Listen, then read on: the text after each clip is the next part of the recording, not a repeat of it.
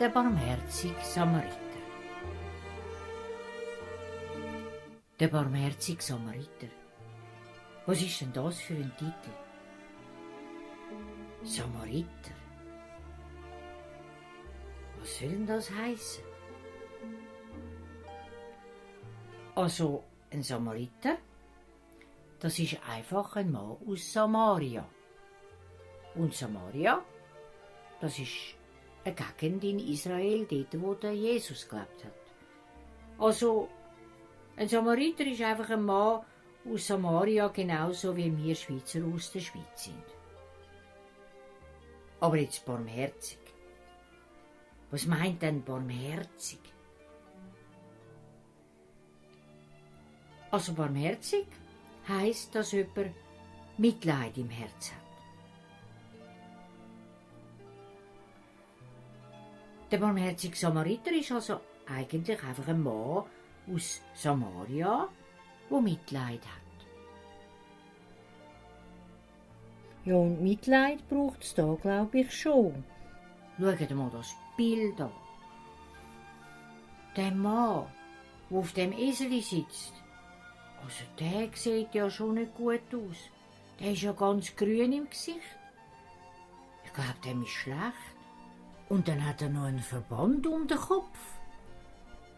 Und der andere Mann, der hinter dem Esel läuft, ich glaube, das ist der barmherzige Samariter. Der muss ihn ja heben, damit er nicht vom Esel runterfällt. Weil es ihm so schlecht geht. Was ist denn da passiert? Also, da sind wir jetzt schon gespannt, was passiert ist. Schauen wir doch mal in die Geschichte hinein. Der barmherzige Samariter ist nämlich eine Geschichte, die der Jesus erzählt hat. Und das war so. Der Jesus war wieder mal in der Stadt und hat mit den Leuten geredet. Und da ist ein Mann zu ihm gekommen, der da in dem roten Gewand, und hat zu ihm gesagt: Lehrer, du bist doch ein Lehrer, oder? Ich möchte mal etwas von dir wissen. Da hat der Jesus gesagt: Ja, frag, um was geht's? Darauf aber hat der Mann gesagt: Was muss man denn tun, um ein guter Mensch zu werden? Ich meine, ein lieber Mensch. Da hat Jesus gesagt: Ja, was denkst du? Was muss man da machen? Der andere gesagt: Ja, weiß auch nicht so recht. Hat Jesus ihn gefragt: Ja, was steht denn in den Heiligen Schriften? Weisst du das? Da hat der andere gesagt: Ja, das weiss ich schon. Dort steht also, du sollst den lieben Gott lieb haben, mit deinem ganzen Herz und mit deiner ganzen Seele und mit all deinen Kräften. Und die Nächsten sollst du so lieb haben wie dich selber. Und Jesus gesagt: Dann weisst du, was du machen musst. Und der Mann gesagt: Ja, aber nein, so klar ist jetzt das nicht. Wer ist denn mein Nächster, wo ich da lieb haben soll? Der Jesus hat gemerkt, ja, der weiss, glaub schon, wer sein Nächster ist. Der will einfach wissen, was ich dazu sage. Aber der Jesus war geduldig. Und er hat darum zu ihm gesagt: Weisst du was, ich erzähle dir jetzt mal eine Geschichte, damit du weisst, wer wirklich der Nächste von einem ist. Und dann hat er eben die Geschichte vom barmherzigen Samariter erzählt. Alle haben gehört. Ich war gespannt. Und Jesus hat angefangen und hat gesagt: Also, da war einmal ein Mann aus Jerusalem. Und der hat eine Reise gemacht. Er hat sein Esel gepackt, mit allem zusammen, was er gebraucht hat für die Reise, und ist von Jerusalem nach Jericho aufgebrochen. Er ist gewandert und es war ein wunderschöner Tag. Der Himmel war blau und es ist alles gut gegangen. Aber dann, wo es dunkel geworden ist, langsam, da haben plötzlich Räuber ihn überfallen. Die sind auf ihn losgegangen mit Knüppel und haben ihn geschlagen und haben ihm alles weggenommen. Und dann haben sie ihn halbtot liegen lassen und sind davon gerannt und haben alles mitgenommen. Seseli und alles, was er hatte. Dann ist ein Mann gekommen, nach einer Weile. Der war im Tempel in Jerusalem. Also, der Tempel ist ja so wie eine Kirche. Er war nämlich ein Priester. Also, ein Pfarrer. Und er hat in Jerusalem gerade einen Gottesdienst abgehalten. Der hat den verletzten Mann gesehen, hat dann gehört, wie er stöhnt und jammert, aber er hat weggeschaut und ist vorbeigegangen. Eigentlich ist das ja ein frommer Mann und da könnte man denken, er wäre ein Lieb und würde ihm helfen. Aber er hat gefunden, ja, jetzt habe ich so viel gearbeitet und habe Gottesdienst gehabt, jetzt gehe ich heim. Dann ist schon langsam Morgen geworden, wo wieder ein Mann vorbeigekommen ist. Wieder einer aus Jerusalem. Auch der war im Tempel. Der hat dort geholfen bei dem Gottesdienst. Er war nämlich ein Diener im Tempel, eben in dieser Kirche. Also auch ein frommer Mann, wo man würde denken, der wäre ein Lieber und würde helfen. Aber auch der ist einfach vorbeigegangen. Obschon er den Mann dort liegen gesehen hat und gesehen hat, dass er verletzt ist und dass er dort jammern und stöhnen und dass es ihm gar nicht gut geht. Dann ist es schon Tag geworden. Der Himmel war schon blau und da ist plötzlich ein Mann aus Samaria gekommen. Eben ein Samariter. Der Samariter hat den verletzten Mann auch dort liegen gesehen. Und er hat sofort gesehen, das ist einer aus Jerusalem. Und hat auch gewusst, die aus Jerusalem haben uns aus Samaria gar nicht so gern.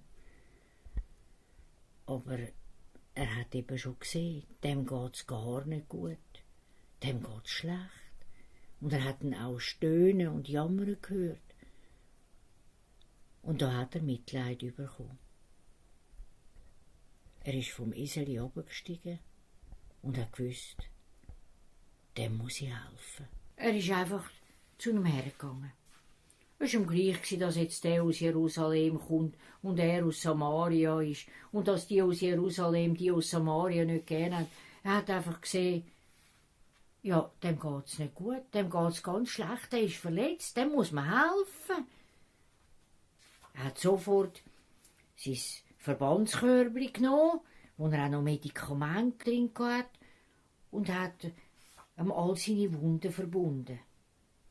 Am Fuß sieht man, hat er einen Verband machen. Und am Kopf, und er hat überall geblutet. Und er hat ihm auch noch Medikamente gegeben, weil es ist ihm ja wirklich nicht gut gegangen. Und als er all seine Wunden verbunden hat er gefunden, ja, also, du musst neu mit ins Bett, also dir geht's nicht gut, dich kann man da jetzt nicht liegen lassen. Er hat ziemlich schleppen, aber er hat ihn zu seinem Esel gebracht und hat ihn dann auf sein Esel drauf geladen. Und dann hat er ihn zum nächsten Gasthaus gebracht. Schon bald ist so ein Gasthaus aufgetaucht. Es ist so eine Art wie ein Hotel. Es ist ihm nicht gut gegangen, dem verletzten Mann. Er war ja ganz grün im Gesicht und er war froh, ist jetzt da ins Hotel gekommen, am Weg. Und dort hat der Samariter den verletzten Mann hergebracht. Und dann hat er dort ein Zimmer für den Mann gemietet. Und er ist dann die ganze Nacht bei ihm geblieben. Und er hat für ihn gesorgt. Er hat ihm nochmal alles neue Verbände gemacht. Und hat ihm zu trinken gegeben. Und hat geschaut, dass er ein bisschen schlafen kann.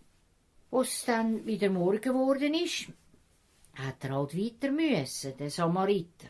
Am verletzten Mann, wir sehen ihn durchs Fenster, ist es schon ein bisschen besser gegangen. Aber also aufstehen hat er noch nicht können. Also der hat noch so Kopfweh gehabt und alles hat ihm noch wehgetan. Laufen hat er auch nicht können, der Fuß war ja auch noch kaputt gewesen. Dort haben sie mich auch noch drauf gehauen mit ihren Prügeln. Darum hat dann der Mann zu dem Gastwirt gesagt, dem, wo das Hotel gehört, ja du, ich muss jetzt weitergehen, weisst? Ich muss ja nach Jericho. Aber ich gebe dir jetzt einmal da Geld. Du ganz gut für den kranken Mann da sorgen. Ich gehe jetzt nach Jericho und wenn ich zurückkomme, und es hat mehr gekostet, wenn du für ihn noch Medikamente musst kaufen oder Verbandszeug oder etwas zum Trinken und zum Essen, dann zahle ich dir das einfach. Wenn ich zurückkomme, dann gebe ich dir noch mehr Geld. Und dann ist er weitergezogen. Das ist die Geschichte, hat Jesus gesagt. Und dann hat er den Mann, da sehen wir ihn wieder neben ihm, im roten Gewand, gefragt, ja, was meinst du jetzt? Welcher von diesen 3 hat gewusst, wer sein Nächster ist? Der Priester aus dem Tempel? Der zuerst gekommen ist? Oder der Diener vom Tempel? Oder dann der Samariter? Der Mann hat natürlich gewusst, wer das war, der gewusst hat, wer sein Nächster ist. Und er hat gesagt, ja, der Samariter natürlich. Der hat gewusst, wer sein Nächster ist, dass das sein Nächster ist, der dort liegt, zusammengeschlagen wurde für den Räuber. Und dass er dem helfen muss. Da hat der Jesus gesagt, ja, siehst du, weisst es ja. Du weisst ja, wer der Nächste ist. Der Nächste ist der, wo du siehst, dass er dich braucht. Entweder geht es ihm schlecht, oder er ist traurig, oder er braucht Hilfe, oder er hat kein Geld, oder er will einfach mal mit dir reden, oder er will einfach, dass du bei ihm sitzt, oder er ist krank und will, dass du ihn besuchst. Oder es geht ihm gut und er will einfach, dass du bei ihm bist, dich mit ihm freust und mit ihm feierst. Der, der dich braucht, der ist dein Nächster. Und den sollst du so lieb haben wie dich selber. Also, weisst du alles? Musst es jetzt nur noch machen. Und dann wirst du ein guter Mensch. Dann wirst du ein lieber Mensch.